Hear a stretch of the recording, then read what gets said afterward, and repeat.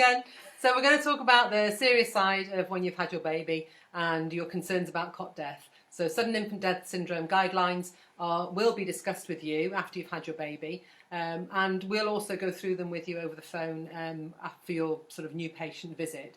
And they're basically the safest ways to position your baby and to put your baby down to sleep for the first 6 months to a year is what's advised. So to have your baby in the same room as you for the first 6 months of life is one of the top things that are advised. And then the rest, Rachel will go through with you now about position them in the carry cot. So it's feet right to the bottom of your crib. So imagining my crib ends there, your popping baby lying on his back, feet right to the bottom of the crib. We say swaddle from the shoulders down. Now swaddling, you can either... I wouldn't let your mum or your grandmother do this because they'll probably wrap them up like there's no tomorrow. The guidelines are probably a bit different these days and a bit looser, so your baby can move within the blanket or the sheet, aren't they? So yeah, that's what I was going to show. 2 ways of swaddling are wrapping from the shoulders down, so nothing near baby's face or head. So you're swaddling from the shoulders down and popping that back and popping baby down like this. But what we know is most babies sleep with their arms out above their heads and don't like having their arms in. Without a care in the world, don't they? So what we would suggest is, again, swaddling from the shoulders down but keeping the arms out, but doing the same principle, wrapping it round, and then you can just tuck it under, but making sure that baby's feet are right to the bottom of the crib. You're making sure that baby lies directly onto the mattress and the sheet. So you're not using things like a blanket and tucking it around the mattress. Anything that can crease up is a suffocation risk to your baby, so it should just be the fitted sheet and the mattress. Making sure there's no toys around the top of baby's head, anything that could fall and obstruct baby's face. You're not using any pillows in the crib either. For the first 6 months, they recommend just leaving baby without any pillows, duvets, it's a year, isn't it? I think actually. Yeah. And those cot bumpers around as well. They reckon it insulates the area too much and doesn't allow the area to circulate. So the 3 of those things they suggest not for the first year. And a lovely baby with a head of hair like this, you wouldn't put a hat on them in the house. Maybe for the first 24 hours when their temperature regulation is a bit dodgy, or if they've just had a bath and your house is a bit cool, you might put a hat on them, but only then, probably for half an hour or so. I would say with a good head of hair, your baby shouldn't need a hat. Little babies, bald babies, little tiny prem babies, different ball game, but your average baby with a nice head of hair won't need a hat after the first 24 hours. Next thing you check is temperature of your baby. So to do that, you're checking baby's temperature by their chest or on the top of their back. Their hands, face and feet will feel really cold to you, especially in the middle of the night when you're taking baby out. The nose and the face can feel really cold. That's normal. As long as baby is nice and warm to your touch underneath your hand here, that means that baby's nice and warm and is the correct temperature. Their blood tends to stay mainly within their core and it doesn't come out really much to their extremities, which is why their core temperature is felt better here and not going by their hands, face or feet. If anyone smokes in your household, not to go near them for about half an hour after a cigarette, because passive smoking is one of the risks of cot death. And no bed sharing. We advise feeding baby, changing baby and then popping baby back into their Moses basket. There's good guidelines, isn't there, on the Lullaby Trust. They're on the Bounty app. And Tommy's website is very good as well. How to, if you find that your baby is in your bed, at least how to do it safely so that there's no pillows or duvets involved. And certainly you shouldn't be bed sharing if you're a smoker, you've had drugs, drink, or you're extremely tired. You should also try and never ever sleep with your baby on the sofa, because the risk of suffocation is so much greater. We can't stress that enough, really. And some of you will find that your baby doesn't necessarily like sleeping on his back and you'll want to put them on the side, But a new baby that can roll from the side to the front, that then might not have the strength to lift their head up and move away, is at risk of suffocation. So to lie a baby on his or her back, they'll get used to it. It might take them a while, but they will get used to it. And it's the safest way to put your baby to sleep.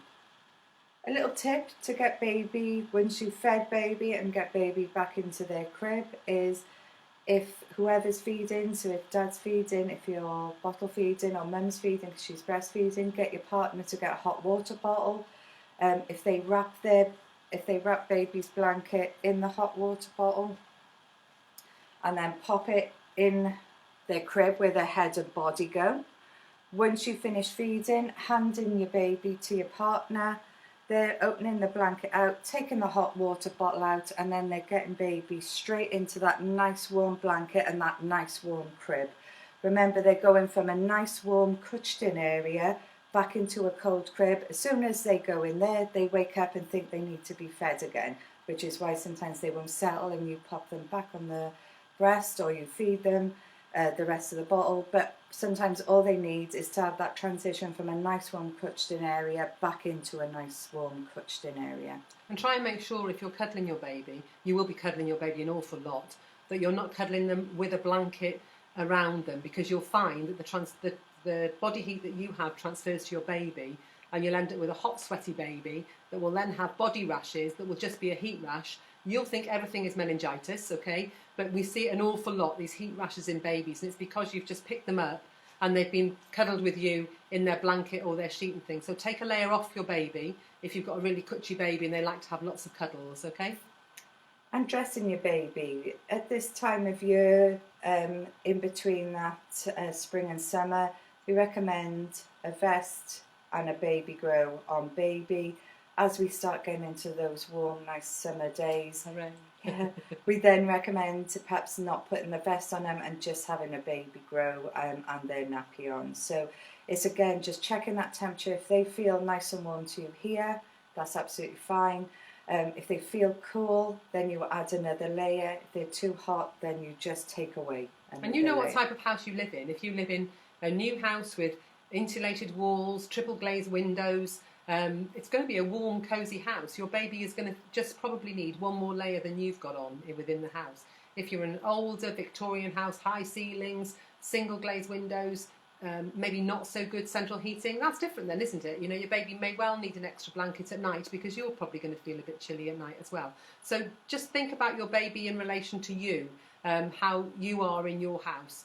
First few days, as the new mum, you're going to be a bit hormonal. You may well find that you're hotter than everybody else, so you're probably not the best guide. But generally speaking, if your house is a warm house or if it's a cold house, then dress your baby accordingly, and it's usually fine. There's good guidelines on TOG levels of clothing that's appropriate for babies to wear. So just have a look at those, and it will give you a bit of reassurance with what you're dressing your baby in. But if it's cold in the middle of the night, or you're transferring your baby in and out of hospital, or you're out on a day, you know, those lovely bright days, but it's a bit chilly, then your baby may well need a hat on and a cardi. And gradually as we get warmer, then you're going to be careful about not having them in the sun at all, and they're going to be out of the sun in the shade. So then you're going to need to make sure that your umbrella over the cot is a proper sun blocking umbrella, that nothing can get through to your baby, and be in the shade all the time. And never ever put a sheet or a blanket over the pram like you see some people do, because it actually increases the temperature within that pram area quite significantly. That can be dangerous, can't it, for these little babies? So really be careful with that, and they can There's overheat. no circulating air going underneath that blanket or sheet that you put over. Also, making sure that the Moses basket or the crib is not next to a radiator that might come on and off during the day and night, and you're not putting it next to an open window where it could be drafty on baby as well. You can have a fan on as long as it's over your baby, and you can have windows open as long as they're not directly on your baby. Okay, so just be, you don't have to be in your house with all your windows and doors shut, but you do always need to be mindful of your baby and how the temperature within the room is affecting your baby. And you might get really obsessed by it with these room temperatures that say the room has to be between 19 and 21. And on our really hot days, it's really hard to keep some rooms as cool as 21. But that's just how it is then. So your baby might just be in a nappy. you know, with a little cotton sheet, sheet, you know. yeah. So it's just adapting that as the weather is then changing now over the next few months. And you know what it's like in Britain. We can have winter one day and we can have the middle of summer the next day, or we can even have 4 seasons in one day. So just always be mindful of how your baby is and what the temperature is.